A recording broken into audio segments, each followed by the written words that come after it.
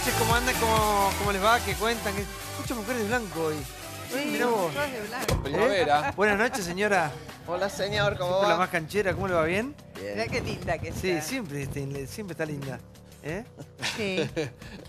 Déjense de tomar el pelo. No, Oh. está linda, de verdad. Es de verdad. Graciela. Buenas noches. Gracias por acompañarnos. Así arrancamos. Gracias por estar ahí. El gran programa tenemos por delante con lo que pasa con lo que pasa con nuestra Argentina amada, querida, lo que pasa también en el mundo. Todo se debate apasionadamente en Intratables por América. Bueno, después de que Cristina no dijera no públicamente que no ponían las manos en el fuego por debido, contesta con una carta. Habla de muchas cosas, pero termina con una frase hablando con esta, ¿no? Con esta indirecta hacia el expresidente, hablando de poner las manos en el fuego. ¿Quién pondría las manos en el fuego por quién, no? La mano en el fuego. Durísima carta de debido contra CFK. Sin mencionarla, el exministro de Planificación tuvo fuertes palabras contra la expresidenta en un texto que escribió desde la cárcel de Ezeiza donde se encuentra detenido. Otro que apuntó contra CFK fue Miguel Ángel Pichetto, quien responsabilizó a la expresidente por la tragedia de Once. Nueva carta de Julio Debido desde la cárcel. La mano en el fuego. Afirma lo cierto es que la Argentina, el Estado de Derecho, está roto. Está preso sin un juicio previo. Como todo tiene que ver con todo, días antes a mi pedido de detención ocurrió algo que sin duda tuvo particular influencia en los medios y también en el Congreso. Alguien dijo ser consultada de mi gestión que no ponía las manos en el fuego por nadie. Las manos en el fuego no las pongo ni por debido ni por persona. Bueno. Te vuelvo a decir, por mis hijos y por mí. Todo muy simultáneo, todo muy coincidente, demasiado explícito. La confianza se da y se quita, se gana y se pierde. La cosa es de a dos, pero su pérdida no incinera a ningún miembro de su cuerpo, solo desilusiona y a veces mucho. Debido no había riesgo de fuga ni tampoco de interferencia. El bloque del Frente para la Victoria debería haber bajado y haber sostenido Esto. principios de juridicidad que lo tiene cualquier ciudadano. El exministro Debido nunca tuvo que ver con la competencia del área de transporte. El área de transporte dependía directamente del Poder Ejecutivo Nacional, del presidente Kirchner, a posteriori de la presidenta en el caso de la designación de Schiavi. Estoy donde estuve siempre, al lado de Néstor Carlos Kirchner. Seguro, no me quemaré las manos. Moni, ¿tenés las manos quemadas vos o no? No. La verdad es que no sé qué se puede agregar. La realidad es que le soltaron la mano. Le soltaron totalmente la mano. Lo hizo Cristina en ese momento que dijo lo que dijo. Lo hicieron todos los legisladores que no bajaron a defenderlo, a presentar batalla por un hombre que fue el arquitecto de una modalidad que ahora está objetada como una suerte de administración fraudulenta y que por eso está detenido. Moni, pero el tema de poner las manos en el fuego por alguien coincide con esto, que uno las pone por uno mismo, por los seres más cercanos, más directos. Pero es una figura, Sí, pero se pero supone por que debido- uno debe sí. confiar en las personas en las que le ha delegado, si se está refiriendo a Cristina, y creo que no hay duda de que es eso, uno debe confiar en la persona o respaldar a la persona a la que le ha delegado una tarea tan encumbrada como la que tuvo Debido. De eso se trata. Ahora, si después va a hablar, no va a hablar, si arrepentido o no arrepentido, no sé. Acá hay mucha expectativa de que él dé alguna información que traslade responsabilidad hacia arriba. Entiendo que ahí está puesta la ¿Y expectativa de crees todo que este fue un debate. gesto esa frase final? ¿Fue un gesto, un llamado de atención? ¿La de él? Sí. No lo sé, no lo conozco tanto. De todas maneras, tiene muchas razones para encontrarse dolido y sentido porque lo han dejado librado a su suerte. Y él se referencia y se ampara en la figura de Néstor Kirchner, que se supone que fue el gran armador de esa arquitectura que ejecutó Debido. Sí, el último párrafo él cita a Kirchner, pero también termina con esta frase, ¿no? Hablando acerca de poner las manos en el fuego no por alguien y hablando de las manos... Habla de Cristina. Manos no limpias. la Habla de nombra. Cristina, Pero obviamente. por Mucha eso carta, el gran ¿no? interrogante, a mí me Mucha parece carta. que Debido lleva ¿cuántos días en Y prisión? Son 5 días 5 preso días. y 2 cartas. Por eso, en 5 días ya escribió 2 cartas. A mí me parece que es un gesto simbólico que no tiene que ver con las leyes argentinas, porque ya hemos dicho muchas veces que la ley del arrepentido no funciona y además Debido ya prácticamente es su propio techo. Como decías vos el otro día, Santiago, está a 3 años de una eventual domiciliaria inmobiliaria, pero acá es simplemente ver que Devido tiene una actitud muy vinculada con la necesidad de exponer públicamente lo que está pasando. Entonces uno se pregunta qué nombres podrían aparecer en eventuales otras cartas, porque no nos olvidemos que de los negocios de Devido, los que por lo menos están investigados en el Lavallato, en Odebrecht, tirás de un piolín en el que sale Carlos Wagner, que era el titular de la Cámara Argentina de la Construcción, también sale IEXA, de Ángelo Calcaterra, sale Benito Roggio, sale BTU, salen todas las empresas que fueron contratistas en distintas obras, fundamentalmente en las dos investigadas, que es Paraná de las Palmas, que es el saneamiento de la planta potabilizadora de AISA, y el soterramiento del Sarmiento. Entonces la pregunta es ya, no si lo haría por algún beneficio jurídico personal, porque probablemente no lo obtenga, pero sí porque hay detrás de esta carta una evidente necesidad de, bueno, cierto justiciamiento. Sí, igual uno tiene la sensación de que... Sí, a mí me parece que es más direccionado a Cristina y hacia los totalmente. que hacia los empresarios, porque la verdad es que, bueno, sí, los empresarios son parte del problema, sin lugar a dudas, y él tiene toda esa información, la hemos dicho varias veces, pero él ejecutó un modus operandi, un proyecto, una cosa que estaba estructurada. Por eso y de hecho están todos, su segunda línea, están todos detenidos. Igual el tema es el siguiente. Uno después de ver esta foto piensa que cualquier cosa puede llegar a pasar. Es decir, después de uno de los hombres más poderosos de la Argentina, preso, uno ya espera, digamos, que pueda llegar a caer el que tenga que caer. ¿Quién faltaría caer? ¿Cristina? No, mucha gente, creo yo. No sé, eso lo va a decir la justicia, pero digamos, si Devido es parte de este sistema corrupto, no es el único. Graciela, buenas noches. Hola. No, yo escuchaba... Volví a las manos en el fuego. No es una cuestión de manos en el fuego de nadie. Es control de gestión. Cuando uno tiene ministros, por algo son aquellas personas que uno elige, en quienes confía, lo menos que puede hacer es control de gestión. Yo creo que aquí, y otra vez ya lo dije acá, se construyó desde la política y como una forma de construcción del poder, una avenida de dos manos que era el favor político y la coima. Con la consecuencia de que la coima le saca a la gente calidad de vida, porque va al lugar donde no debería estar y se saca del Estado. Y la otra cuestión es que quien paga coima para hacer rutas, para hacer lo que sea que tenga que ver con la obra pública, de algún lado recupera ese dinero. Y normalmente lo recupera de la calidad de material. Entonces no es de extrañar que después la obra hecha se resquebrajen las paredes o pasen dos autos y haya un pozo. Sí, Diego. Son dos cosas por separado que estamos hablando, al menos en este tema de Devido. Por un lado, la declaración de Cristina Fernández de Kirchner sobre poner las manos en el fuego o no. Y por otro lado, la situación de Devido, propiamente dicha, que todos, las personas de buena fe, y que yo tal vez el que menos sepa, pero todos los que son acá de derecho, hay abogados y todos sabemos que está preso por una cuestión más puntual de indicar y de persecución que de legalidad, porque hay una presunción de inocencia hasta tanto la justicia diga lo contrario. Riesgo de fuga e interferencia no existe. Es un tipo hiperconocido. Perdón. Hasta ahora él se presentó cuando lo han solicitado. Es una cuestión de revanchismo, como dijo Ernesto Tenenbaum el otro día acá, de ir contra los que no opinan de la misma forma. Entonces, queremos que una vez más la justicia, si es con este criterio, va a meter presos a todos y puede tardar años en decir si es culpable o inocente y van a estar todos presos por antojo cuando hubo otros tantos que no lo hicieron. Es una cuestión selectiva. Igual no recortemos lo que dijo Tenenbaum, porque Tenenbaum dijo... Perdón, claro, y lo último, y lo de Cristina. No pon las manos en el fuego. Lo dijimos 1000 veces. Si hubiese dicho, pongo las manos en el fuego por Devido, hubiese sido muy criticada. No las puso y estuvo correcta la yo coincido. Uno las manos en el fuego lo puede poner por uno y está bien que fíjate acá, Santiago, pregunta acá quién pone manos en el fuego por otra persona. Por favor, el tema es el siguiente. Lo podría haber salvado en ese momento. Podría haber dicho que fue un funcionario de excelencia, que puede tener sus cosas. No, pero le preguntaron, ¿poné las manos en el fuego por Devido? No, pero fue determinante. Sí. Respondió lo que está bien, vos podés responder lo que... Vas a lo podría haber salvado. Y de otra manera, muy elegantemente, porque fue tu ministro durante 8 años. Claro. El problema que tenés es que cuando la persona que manejó el transporte en la Argentina terminó con condena. La persona que manejó las viviendas en la Argentina está preso tirando bolsos.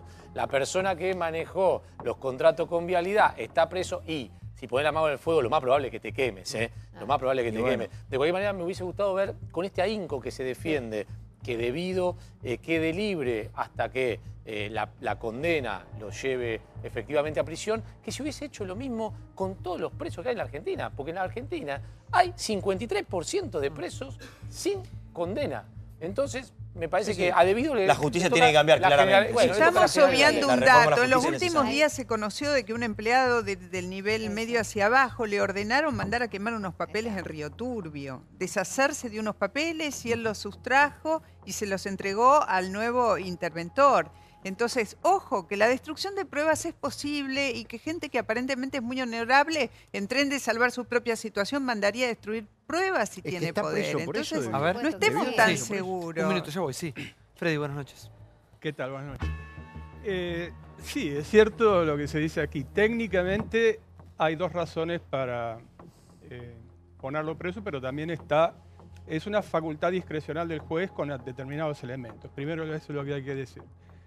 Una, la posibilidad de fuga, que efectivamente no existía porque siempre estuvo a derecho, siempre se presentó. Obvio. Pero la otra que sí hay duda razonable, y el juez puede interpretarlo de ese modo, es que puede obstruir la marcha de la investigación. Con la destrucción de pruebas, es un hombre que ha sido extremadamente poderoso, que ha gozado de una enorme confianza durante mucho tiempo, que ha tenido un poder omnímodo, digamos, sobre muchas cosas, y está este antecedente que citaba Mónica de manera muy reciente. Por lo tanto, dentro de las facultades que el juez tiene, es como que obró derecho. Yo hacía una observación con lo que dijo Pichetto, que por ahí se les pasó, pero Pichetto apuntó a Cristina, no a Devido. Sí, sí. Pichetto dijo, ese área no era un área que controlaba Devido. Se refiere a la tragedia de Once, se refiere a la causa en la que está imputado por la tragedia de Once. Él lo exime a Pichetto. Apuntó directamente a Cristina Fernández. Sí, Mariano, por favor. No, que hay mucho temor en el sector empresario de que hable Devido. Porque pensá en Brasil, que el empresario más poderoso de Brasil, Marcelo Odebrecht, está en la cárcel. O sea, vendría a ser como una especie de Paolo Roca acá. Entonces, hay mucho temor en el sector empresario que Devido pueda llegar a hablar. No solo en el caso de Cristina, sino también, digo, porque siempre que hay alguien que recibe coimas, del otro lado hay alguien que paga las coimas. Entonces, digo, todo el sector empresario está ahí siguiendo cada detalle. Y la pregunta que yo leo a mucha gente que viene acá, muchos periodistas, es la siguiente. Con un sistema que funciona de manera corrupta, vos tenés una empresa que con 500 empleados que hacen cordones para veredas. Terminás arreglando. Claro, se terminás arreglando. Pero es que además no había otra forma de que vos hagas negocios. Objetivamente, yo creo que si Devido cuenta todas las empresas, no son solo las constructoras. Recordemos que él manejaba muchas áreas. Manejaba energía, manejaba petróleo. O sea, si es por empresario, no nos queda un empresario libre acá, salvo el almacén de la esquina. Porque el sistema estaba hecho para que termines arreglando de una manera u otra. Digo, los empresarios son cómplices. Pero sí, Mariano, el sistema no nos era cambia así. la vida que vos digas, uy, Rogio, a mí no me mueve un pelo. A mí, ¿sabés que me molesta? Que quienes manejan lo público, nuestros dineros en un país con 32% de pobres, que los elegimos nosotros y que los distinguimos nosotros, nos roben todo el tiempo. No te jode que los empresarios sean corruptos. No, por supuesto que no tiene que llegar ahí. Es que no tiene que llegar ahí. Nos estamos olvidando de algo. Algunos de los empresarios que recibieron... Esa era la visión que veíamos. Santiago, porque si no se complica esto que hacemos, el tema es de Josecito López, ¿qué empresario le puso la plata? No, el funcionario votado por el pueblo que tiene que representar los intereses del pueblo es él. Él es el que tiene que evitar hacer negocios con el empresario corrupto. Pero lo que ya Nunca pasó, tiene que llegar ahí. Déjame que aclare algo, Santiago, porque si no... Yo creo que el empresario cuando... Déjame completar algo porque si no queda al aire cualquier cosa. Yo no estoy defendiendo a ningún empresario, Diego. No parece. A mí no me molesta que ningún empresario vaya preso porque a mí, gracias a Dios, no me paga ninguno. Te tiene que indignar, ¿no? Es que no te tiene que molestar. Pero ¿sabés qué te tiene que indignar a vos? Sí. Que tu ex jefa política esté involucrada en tantos casos de corrupción. Que Hola, esté involucrado en tantos... Yo no tengo ninguno como vos. Yo no trabajo para nadie. Pero vos no podés comparar, Diego. No, vos mucho sabés peor, que tenés que Macri, hacer... por Antes de hablar de un empresario, vos tenés que pedir justicia, de verdad, por toda esta gente que se robó un país. Entonces lo que tenemos que hacer es lo siguiente. Nosotros por eso, votamos... a los empresarios los perdonás. Tu postura es que choreen, que no pasa nada. No me cambies las importa palabras. Lo que yo voto. Yo no estoy defendiendo a ningún empresario. Estoy diciendo que como argentino, como ciudadano que voto... No, hay que reclamar todo, Paulo. No, pero quiero la primera responsabilidad, perdón, por parte de los políticos. Ustedes, para justificar la otra parte, que es la que les duele, bien que Lázaro Báez te indigna y es empresario, bien que te indigna Lázaro, a nombrar empresarios. Socio, yo estaría preocupado, no por los empresarios que va a nombrar debido, que realmente me importa un bledo.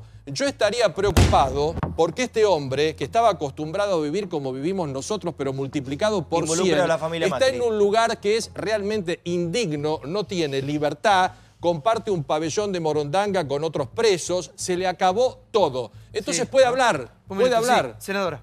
A ver, primero, Kirchner es debido, Kirchner es Cristina, o sea, es todo lo mismo. Entonces, ¿de qué hablamos? ¿Qué esperamos que nos diga debido? Si es lo mismo.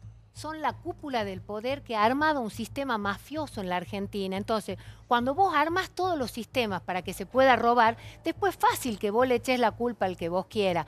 Pero acá no hubo transparencia, hubo, por el contrario, desde el propio Estado, toda una matriz de corrupción que llevó a lo que se llegó en la Argentina. Entonces, él es máximo responsable y es claro que le duele que ahora su jefa, su mentora y parte integrante de su clan hoy día lo esté tratando de desconocer. Que Máximo, a quien conoce desde los 7 años, porque esto es mucho más de 12 años, es todo lo anterior que venían desde Santa Cruz, no haya sido capaz de bajar ni siquiera a defenderlo. Eso es lo que pasa. ¿Qué más queremos que hable? ¿De Cristina? Sí, es lo mismo, absolutamente. ¿Qué tal? Buenas noches. Yo me pondría poética con este tema. Yo me imagino un lecho, Cristina, debido y una frazada corta. Van a empezar a tirar la frazada a ver quién queda destapado. Esta para mí es la mejor representación. Y todavía de los dos no sabemos quién es el jefe de la banda. No, sí. Porque en realidad todo indicaría que si bien Cristina, recién decían los funcionarios son electos, no, los funcionarios son elegidos por los presidentes. O sea que la responsabilidad mayor la tiene la expresidente. Bueno, pero no, cuando vota a ese candidato, no, ese presidente. Vota, claro. Y el presidente elige su gabinete. Para que, claro, y elige su... Por lo tanto, hay una responsabilidad, por supuesto, política innegable de la presidenta. Ahora, todavía tengo dudas quién es el jefe de los dos. Si es Cristina o es Debido. ¿Y usted qué piensa? No. Yo creo que puede ser Debido. Yo creo que puede ser Debido. Porque yo supongo que Debido tiene más información que Cristina. Más allá de que creo que Cristina debería estar, a lo mejor, en la misma situación, en la misma ubicación que Debido debería estar detenida en un país normal. A ver, a mí me parece... Santiago, hoy en ese ámbito no hay jefe. Y este es el lío. Son socios. Porque no hay jefe, todos tiran para todos lados. Hay una derrota política muy importante. La gente votó, más allá de que un 30 y tanto % haya votado por Cristina, en la provincia de Buenos Aires, votó basta. Y entonces no hay en este momento, a mi criterio, jefe o no jefe en esto que estamos hablando, que es un episodio delictivo, o por lo menos fuertemente sospechado con razón de delictivo, y no quisiera olvidarme de un hecho que se comentó y, bueno, se tomó como verdadero cuando Debido quiso renunciar y que Cristina le dijo, vos de acá te vas muerto. ¿Preso o con las patas para adelante? Preso o con las patas para adelante. Digamos, más elegante. O preso o muerto. Mira, es decir, había motivos para acusar con destapar, porque era el acuerdo. Y el acuerdo, como bien dice... perdón, ¿tu nombre? Silvia. Ya venía de antes, cuando sorpresivamente Kirchner ganó, si ustedes se acuerdan, recogió toda su primera línea, de lo que era la primera línea de Santa Cruz, que había gobernado 12 años. Y Debido venía con ellos, como él mismo lo destaca. Claro, no está Kirchner para dar cuentas, ni para que le pida a nadie cuenta. Ahora, atraviesa a Cristina y se refugia en Kirchner, pero está diciendo, ella me traicionó. Sí. Yo creo que el arquitecto de este sistema no es Devido, sino Néstor Kirchner. Me traicionan. Y hay una famosa frase de un gran político francés, Richelieu, que decía que en política, a la larga, la traición es una cuestión de tiempo. Yo creo que Cristina y Máximo traicionaron a Devido. Devido se sintió traicionado. Tiene esa carta, pero para todos nosotros, a mí lo que me impacta es que Cristina no se hace cargo de Devido y Devido no se hace cargo de su gestión. Y en el medio queda la gente, queda ONCE, queda un sistema energético que es un desastre. Devido administró un plan Marshall, 145.000 millones de dólares. Ese plan Marshall sirvió para levantar a Alemania después de la guerra. Miren cómo estamos nosotros. Sí, claramente Devido en esa carta para mí lo que está mostrando es... Vos lo conocías mucho a él. Sí, yo hablé mucho. Realmente era uno de los pocos funcionarios que uno podía hablar. Yo tuve mucho acceso con él. Reconozco que yo diría que es con el que más hablaba. Además porque cubro esos temas. El problema es que yo creo que Devido se siente traicionado. Él creía firmemente, vos hablabas con él y él te decía que estaba revolucionando la matriz energética y vos mirabas y decías, ¿de qué me está hablando? Y le preguntaba, ¿pero por qué estamos subsidiando a los altos recursos con que eso es una bomba que va a estallar? No, estamos invirtiendo. O sea, realmente él estaba convencido, más allá de los negocios que hacía, que él trabajaba para un sistema, para un modelo, que ese modelo fue impulsado por Néstor Kirchner y luego por Cristina.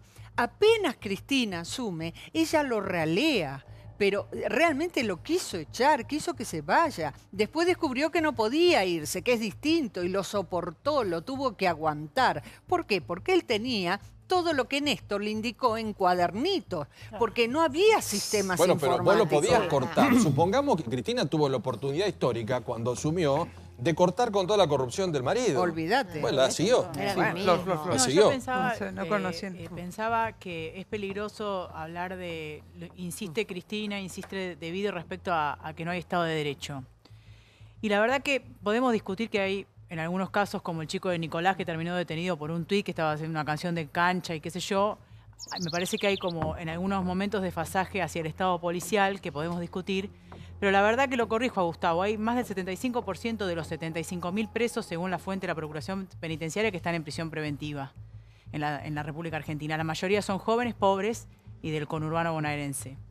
Y me parece irresponsable de personas que tienen los mejores abogados, tienen una situación de privilegio, porque si vos vas a la villa de Devoto, tenés que dormir con un puñal atrás porque entrás ladrón y salís asesino para que no te maten ahí adentro. Entonces digo, tiene privilegios, tiene un pabellón exclusivo para ellos, seguramente tendrán acceso a estudiar, seguramente tendrán acceso a algunos cursos, seguramente tendrán acceso más fácil a sus visitas, sus familiares tendrán mucha más facilidad para llegar a visitarlos, no como un montón de detenidos que por ahí están en cárceles federales como Rawson, Salta y son de la provincia de Buenos Aires y no pueden ir. Una pregunta Entonces, fácil. me parece que y vos sos abogado también. Los honorarios de esos abogados son en dólares. Fortuna. ¿Cómo hace un político con un sueldo promedio de 10, 100 mil pesos para pagarle a un abogado de esos? Que para sentarse a hablar debe ser esa plata. Ahí está. Primero no lo sé. Y te sumo otra cosa. Debido hasta que lo detuvieron, tenía un auto en donde se bajaba del lado del acompañante. O sea, que alguien lo manejaba. Y era un auto bueno, digamos. No era un Fiat 600, era un Toyota. Bueno, no quiero decir marcas, pero quiero decir autos buenos. Entonces digo, ¿quién banca eso? ¿Quién banca la nafta de ese auto, la patente de ese auto? O sea, ¿cómo es? Porque eso, los abogados, entonces... Pero el problema no es Esos son detalles. Pero hubiese dejado la puerta, la bici en la puerta. Mirá lo que te fijaba. Chicos, vamos a ordenarnos. Sí. Lo pagamos los argentinos, las rutas que no nos dejaron, las casas que no hicieron, las cloacas, el agua que no tiene la gente. Esa es la que paga los honorarios de los señores que lo defienden. No, digo, está bien, todos queremos como argentinos llegar a la verdad del grueso, de lo que es. Digo, ya ponernos a analizar quién paga una patente, en qué auto llega. Pero de que eso no es el problema, no es la patente. ¿Por qué nos indignamos de eso, pero no nos indignamos de otras cosas? Me molesta la doble moral. Para algunas cosas tan puntillantes y técnicas y para otras. ¡Hola! Que me parece importante, tomando lo que dijo Mónica Frade. O estamos ante una presidenta que fue la cúspide de un poder corrupto, o estamos ante la presidenta más ingenua de la historia. Claro, porque lo que vos estás planteando es, teníamos en el país una presidenta que era la líder política de un movimiento gigantesco que no se daba cuenta de nada de lo que pasaba por debajo de ella. Parece un poco naif pensarlo desde ese lugar.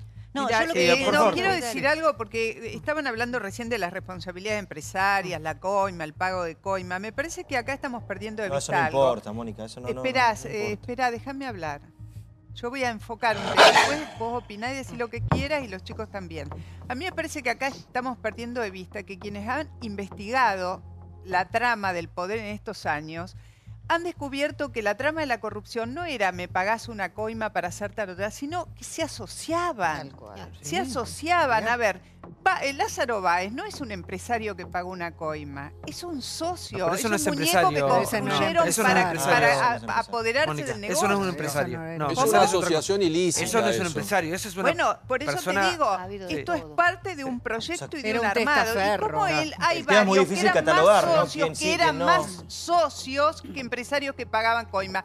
Esto no quita responsabilidad. Los empresarios, que los hay en este país y muchos que para poder seguir con su negocio tenemos un presidente empresario, de hecho, pero no le importa. Eso sí, yo no digo que están exentos de culpa, pero digo, miremos bien porque el formato de la corrupción en esta etapa tuvo un upgrade en relación a los anteriores. Acá no se iba por el Diego, acá se iba por el negocio entero. Así es.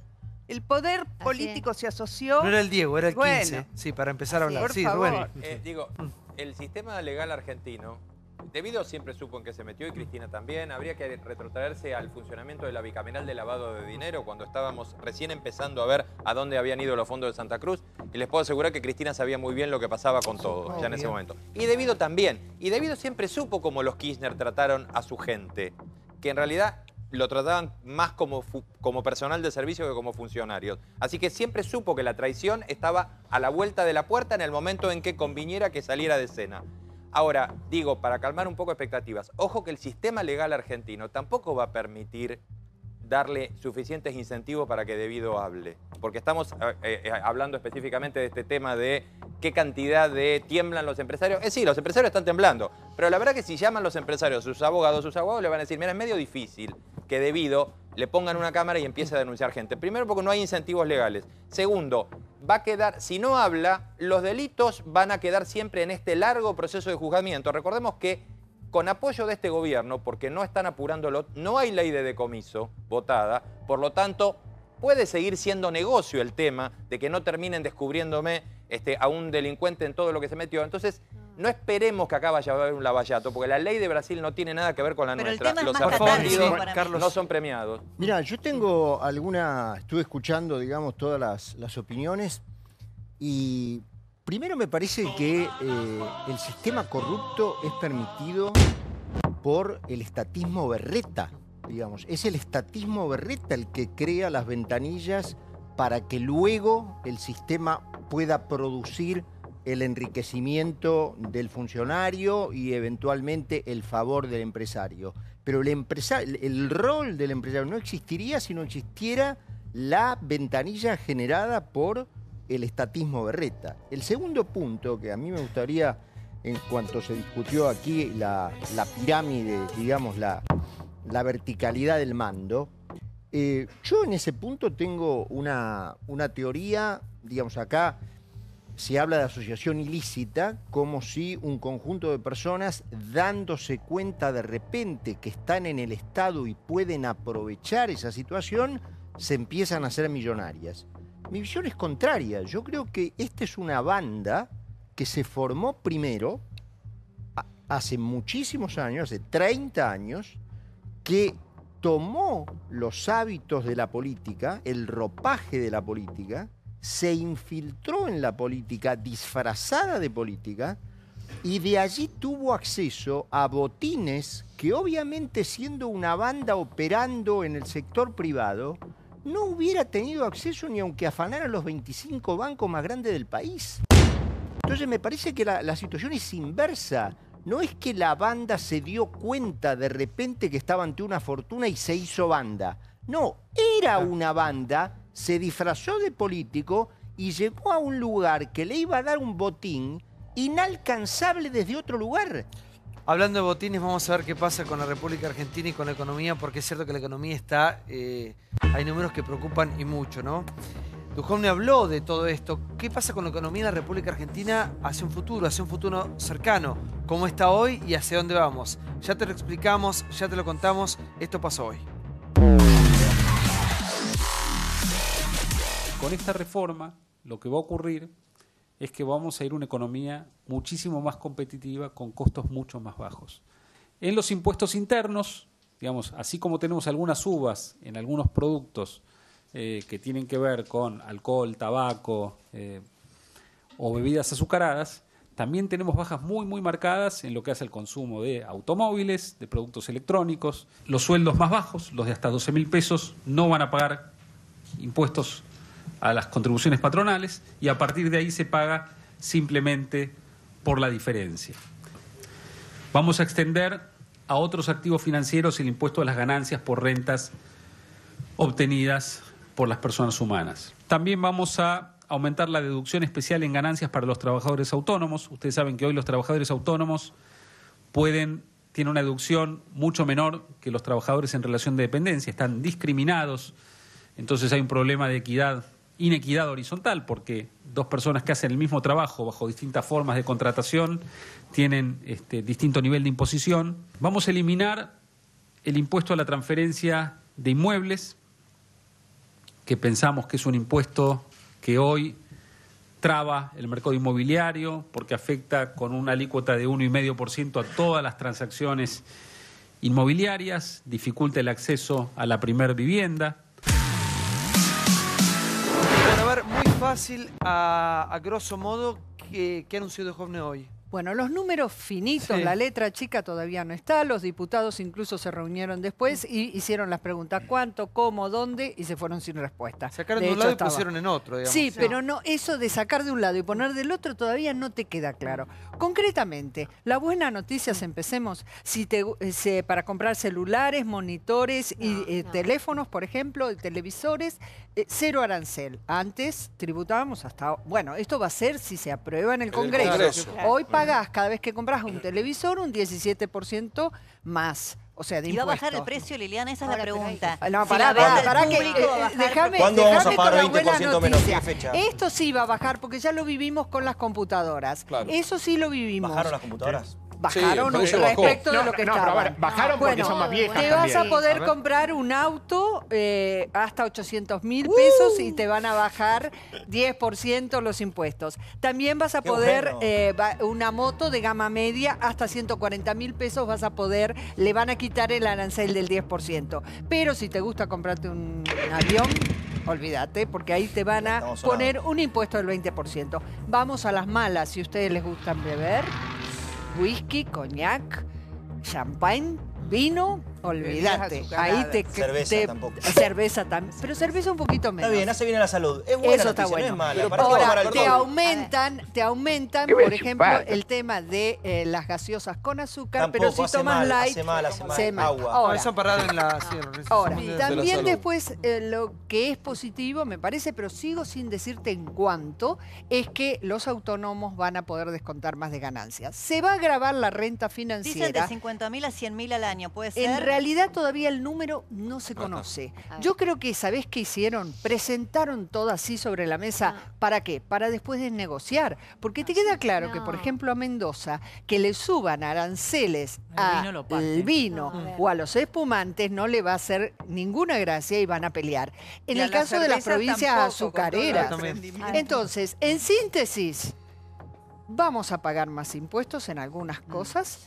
Vamos a pagar menos aquellos, por ejemplo, para el tema de los trabajadores, esto que está explicando en teoría, esto es para ayudar a blanquear trabajadores. Nos falta conocer la reforma laboral, pero recordá que se disminuyen los aportes patronales. A ver si espera que la senadora se va a desmayar ahí. A ver, ¿qué pasa? Yo creo que es una de las reestructuraciones impositivas más importantes de los últimos años, la primera vez que se hace una reforma global, y hay cosas que son muy importantes, por ejemplo, todo el incentivo a la inversión y la generación de puestos de trabajo. El primero es poner un mínimo no imponible para los trabajadores, para las cargas patronales en los trabajadores. ¿Y esto qué hace? Claro que incentiva de que vos hagas, que vos blanquees, porque lo que más se deja en el mercado informal, ¿a cuál es? Al trabajador más pequeño, al trabajador que gana menos. Entonces vos ahora le sacás las cargas previsionales y esto va a implicar aumentar o blanquear la situación. Por otro lado, el tema de que se disminuyen las ganancias en la ganancia que se reinvierte en la empresa, o sea, la ganancia no distribuida, sino reinvertida, se le sacan los impuestos. Porque ¿qué es lo que queremos? ¿Qué es lo que se quiere lograr? Que de verdad las empresas vuelvan a reinvertir, porque cuando vos reinvertís, ¿qué es lo que haces? Generás más trabajo. Entonces esto es un incentivo enorme a la inversión, enorme también a la generación de trabajo. El tema de sacar los impuestos a la transferencia de los inmuebles en la primera vivienda que vos tengas, junto a la par de todo lo que viene con los créditos hipotecarios, es muy importante, porque los argentinos van a poder acceder a su vivienda. La realidad es que hasta ahora se conoce el trazo grueso, no se conoce la letra fina. Cuando se coloca y empiecen todas las negociaciones, va a haber un equilibrio para ver realmente qué es lo que ayuda y qué es lo que no tanto. El trazo grueso, en principio, de la reforma tributaria que conocimos hoy, es interesante. Se bajan los impuestos a productos que son sanos o que están al acceso más de la clase media, determinado tipo de autos, de moto, etcétera, y se sube a todo el consumo suntuario o dañino para la salud o que afecte al medio ambiente. Una medida largamente reclamada fue el impuesto a la renta financiera. Bueno. Todo el mundo pedía que se cargara la renta financiera. Bueno, ahora se está haciendo. Algunos ya empiezan a decir, bueno, pero es una doble imposición, porque cuando vos ganás se te aplica el impuesto y después cuando... Pero la realidad es que eso se venía pidiendo. De todas maneras, hasta que no se conozca todo el detalle y el gradualismo con el que se va, no sabemos si esto va a ayudar efectivamente a la razón de fondo, que es que se generen nuevos puestos de trabajo, genuinos, verdaderos, en blanco, de producción, que es lo que se necesita para salir de la pobreza. Sí, claro pero sí. Bueno, yo no puedo menos que mirar el marco mayor. Claro. Por primera vez hay una autoridad del Ejecutivo que reúne a las élites de poder, que incluyó, para mi sorpresa, yo no lo esperaba, también la justicia y también la Iglesia. Y me parece bien, porque lo que está preanunciando eso es que encontrar consensos supone admitir primero que nada las diferencias y hasta los intereses encontrados. Yo no voy a creer ingenuamente que nos pueden decir hoy con una tablita, porque sé, porque la política es eso, y estábamos reclamando eso.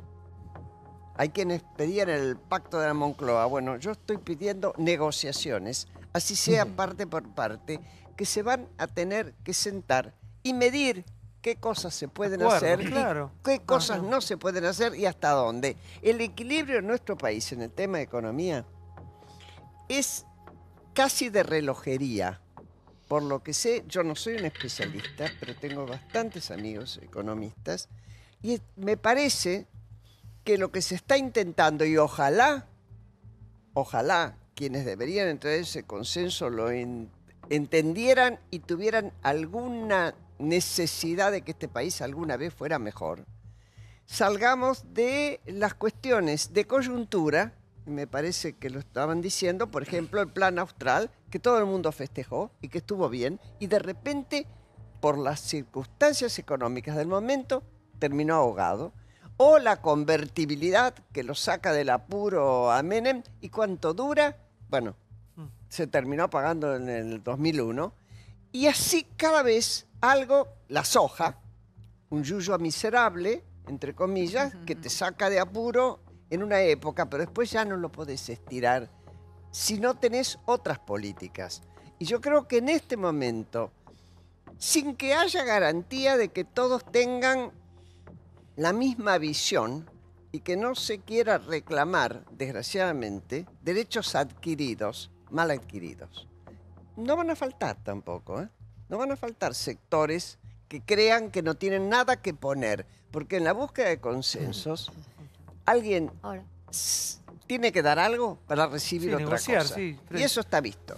Mira, en este programa yo he dicho que obviamente para mí lo deseable sería un Consejo Económico Social. Hay cantidad de proyectos porque le daría una institucionalidad muchísimo mayor, incluso administraría la puja distributiva aún más allá que esto. Pero en esto para poner los títulos, porque hasta ahora conocemos solo los títulos. No, mucho más hay dos cuestiones. Títulos. La primera es la simplificación. Irá a un sistema más simple. El sistema actual impositivo es extremadamente complejo y engorroso y convierte sobre todo a los pequeños y medianos empresarios no solamente en quienes tienen que pagar impuestos, sino tienen que ser recaudadores a su vez de impuestos, lo cual le genera una situación de infraestructura tremendamente costosa. Y la segunda es la equidad. Si nosotros vamos a la progresividad, yo apuntaría a los famosos impuestos al consumo. Exacto. Y en segundo lugar, esto que tanto se venía reclamando, bueno, celebremos que tanto de todos los programas de la oposición estaba planteada el impuesto a la renta financiera. Bueno, avancemos al tema de la renta financiera. A ver, un par de puntos de esto. Con relación a lo que decía Liliana, ya está protestando Mendoza. Ya hoy hubo una presentación formal de Mendoza porque el vino, que tiene problemas de competencias muy serias en el exterior, muy serias ya, esto lo vuelve a complicar. Esta es una pelea, Santiago, que ya se dio en la época de Domingo Cavallo. Todo lo que habló Liliana es impuestos internos.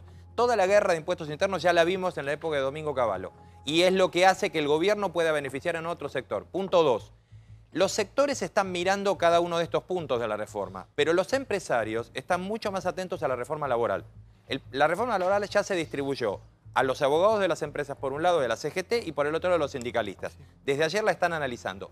Es dura y es muy fuerte, porque por un lado tenemos, como decíamos antes, el tema de la rebaja de aportes, pero por el otro lado se modifica básicamente los rubros que van a entrar dentro de la indemnización, la forma de calcular la indemnización por la antigüedad, el tiempo que tiene un trabajador para realizar una demanda una vez que es despedido. Yo te diría que lo más duro de esta reforma en cuanto al análisis va a ser sin duda la reforma laboral, que venía anunciada hasta ahora como que era una reforma, no digo tibia, pero una reforma que le iba a hacer Jorge Triaca sector por sector. No es así. Hay una ley que va a modificar. La ley de contrato de trabajo general es una ley que se va a tratar en el Congreso y te anticipo y te repito, es lo más duro de todo esto, sin ninguna duda. Sí, Pablo. Yo creo que lo importante, más allá después de ver quién gana más y quién pierde, porque por supuesto hay sectores que son más vulnerables y otros no, como dice Graciela, esto habla de diálogo. De diálogo en un país donde hay 20 millones de cheques que salen del Estado y que hoy no podemos casi tocar ninguno. En la medida que podamos bajar cheques, que son planes, gente que se pueda empezar a laburar y que no tenga que depender del Estado porque las jubilaciones no se pueden tocar, ahí vamos camino a otra cosa. Y yo celebro, como dijo creo que Rubén o algún otro compañero, que un gobierno como este, que la mayoría lo tildan de derecha, haya ido por la renta financiera, porque ha sido el caballito de batalla de todos los políticos de los últimos tiempos diciendo, bueno, con la renta financiera, que es la especulación y es la guita que va a plazo fijo, que va a acciones, que va a Levax, creo que hay una parte muy importante de ese dinero que se va a utilizar. Vamos al próximo informe. Nuevamente, frente a la justicia, Vudú volvió a tribunales. Esto pasó, mirá. Lo niego todo. Aquellos polvos. Lo niego todo. El ex vicepresidente amplió su declaración en la causa Chicone, donde se lo acusa de haberse quedado con la imprenta de billetes para hacer negocios con el Estado.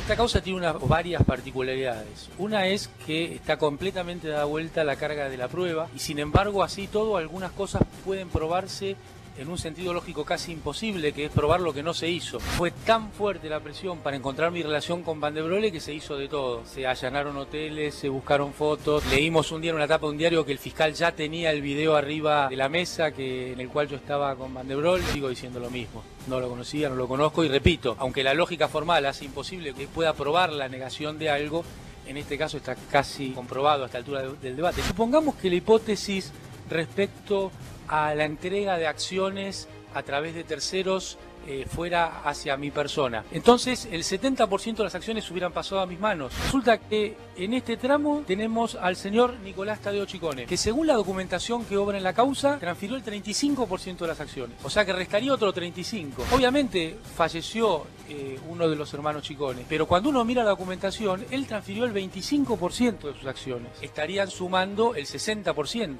La señora Silvia Ciccone, que es la que firmó el otro 10% de transferencia, no está en la causa. Entonces, ¿qué es? ¿Un semi-cohecho donde se dio una parte y la otra no? ¿Cómo yo explico que no recibí nada, pero que sí hubiera recibido el 70% y está el 60% en el juicio? Esto muestra a la clara que la instrucción no está completa. Las pruebas que se están valorando son dichos y no movimientos de fondo. Lo niego todo.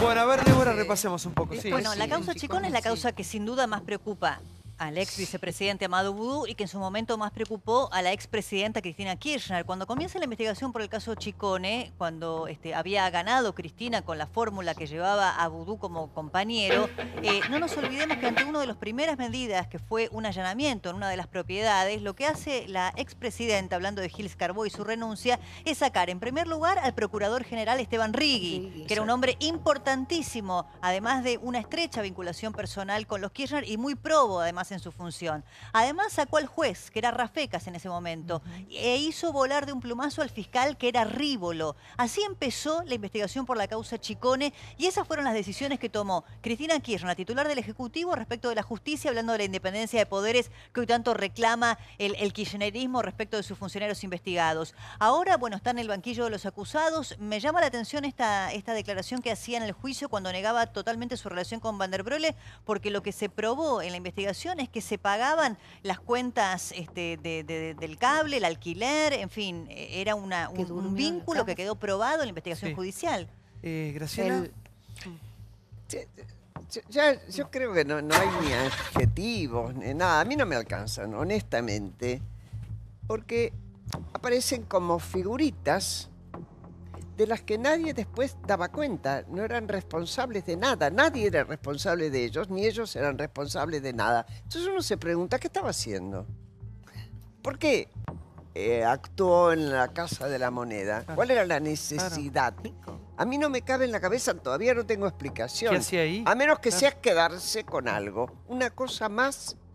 Yo me parece, no estaba tan de acuerdo con lo que decía recién de que hubo una banda que vino expresamente armada a apropiarse. No, yo creo que realmente la idea de que para hacer política es necesario plata, que fue como una consigna, fue llevando a todos y fue muy fácil mientras eran gobiernos subnacionales, es decir, mientras estaban en la provincia de Santa Cruz. Igual es para todos, Graciela, eso. La política tenemos que conocer un poco más cómo se financia. Eso. Pero, óyeme, las campañas, pero mayor ocultamiento que y la particularidad en Santa Cruz, cuando echan al procurador, quien lo defienden, ¿se acuerdan quién era?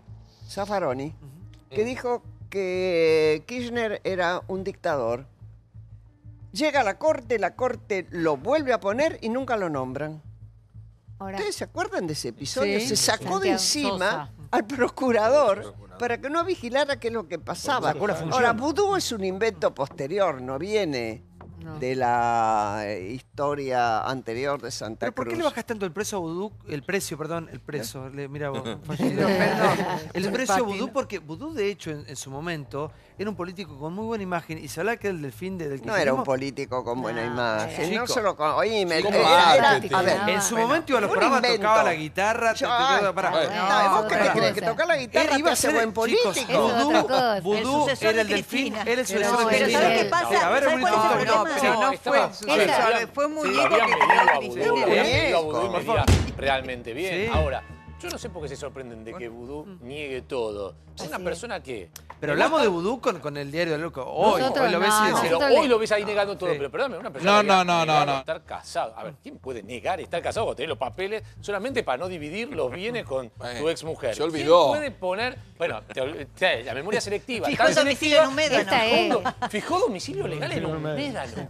A ver si teníamos un vicepresidente que tragó papeles de un auto para no dividirlos. Es difícil. Ahora, que tenía una alta imagen positiva, tiene una alta imagen positiva y además tuvo un buen caudal de poder a partir de aquella, no nos olvidemos, aquella decisión de haber transferido otra vez los fondos de la FJP a el sistema de reparto Vudú en del su momento Estado. era una persona extremadamente cercana a Cristina. Absolutamente, por favor, lo perseguían, hacían cola en el Ministerio de Hacienda para verlo. El coro de adulones, los que aparecen siempre, muchísimo poder. Recordemos el acto que me acuerdo fue en la Quinta de Olivos, todo escenográfico para anunciar que iba a ser él vicepresidente. No lo sabía nadie. No lo sabía nadie. Y realmente era el delfín. Ahora, después cayó así en picada. Pero recordemos que empieza a caer cuando muere Néstor. Porque ahí, y en realidad por una filtración supuestamente de una escucha donde Vudú se habría expresado en muy malos términos de la expresidenta. Pero el problema de Vudú es que no tiene territorio ni partido político. A ver, en la historia argentina, por lo menos de los casos de corrupción que lamentablemente no han llevado a nadie prácticamente a prisión, tenemos 2 o 3 ejemplos de algunos que fueron presos por corrupción por no tener territorio ni partido político que los contenga, sobre todo en el justicialismo. Víctor Alderete, por el PAMI, María Julia Alzogaray, que venía de la UCD, igual que Vudú. Por eso Vudú tiene un camino un poco más allanado, digamos, hacia la prisión, más allá de la jurídica. Sí, totalmente. Año 2011, 2010, 2012, Amado Vudú tenía no solamente un gran presente político, sino era una carta muy importante a futuro. Saquemos lo que hoy está atravesando, situémonos en ese año de pleno kirchnerismo y de Vudú sin causas, donde además era el joven, apuesto, carismático, rockero, motoquero. Se lo veía por Palermo tomando una cerveza en la esquina. ANSES, ministro de Economía, todo. Pero ha tenido por ANSES y por ministro de Economía ha tenido un muy buen paso. De hecho, los que saben de economía saben que ha sido un buen paso. Pero me refiero, todo eso lo fue. Y actualmente, bueno, con esta causa en particular, que lo que vimos recién en imágenes, es importante escucharlo y tratar de, por lo menos, escuchar las dos partes, ¿no? Obviamente, lo que van a acusar y lo que van a atacar, y escuchar a Amado Vudú la explicación que hace los porcentajes de Chicone de cada uno. Es increíble cómo la justicia se da vuelta con el poder de turno, ¿no? Porque digo, durante el kirchnerismo, la justicia, hacía la vista totalmente gorda. Ahora, cuando cambia el gobierno y la gente vota ahora que se ratificaron en las elecciones, ahora la justicia de repente empieza a abrir todas las causas del kirchnerismo. Desde luego, digo, no tiene un padrino, digo, político que lo defienda, Vudú. Pero, digo, también, o sea, metemos muchos a los políticos, pero están los empresarios, el mismo padre del presidente, ¿no? Ahora, Mariano, una pregunta te hago, una pregunta relacionada con vos decís que, bueno, ahora se abren las causas, ahora la justicia cambió. Yo te daba el caso de Vudú, justamente. A ver, la justicia quiso investigar durante el gobierno de Cristina Kirchner, pero Cristina lo voló a Rigui, lo voló a Rívono y lo voló a Rafecas. Entonces, explícame cómo es lo de la justicia. ¿Cuál es la independencia de poderes que hubo durante el gobierno de Cristina Kirchner? En el caso Vudú. No, en el caso de Vudú no, pero digo, en general, digo, todos los jueces se van alineando. Esta causa no es esta causa puntual. Ahora, cuando decimos, digo, de los empresarios kirchneristas, hablamos también hasta del propio padre del presidente, Franco Macri, digo, era un empresario kirchnerista. El primo del presidente, Ángelo Calcaterra, también estaba con el kirchnerismo. Entonces, son muchos, digo, los involucrados. Sí, a ver, Carlos, por favor. No, digo, no nos olvidemos que hoy, en este caso, porque el caso Chicone empezó con un plan de preferencia que la AFIP le dio para que eso pudiera tener un horizonte de vida. Y hoy hubo un testimonio muy importante que pone a Ricardo Echegaray.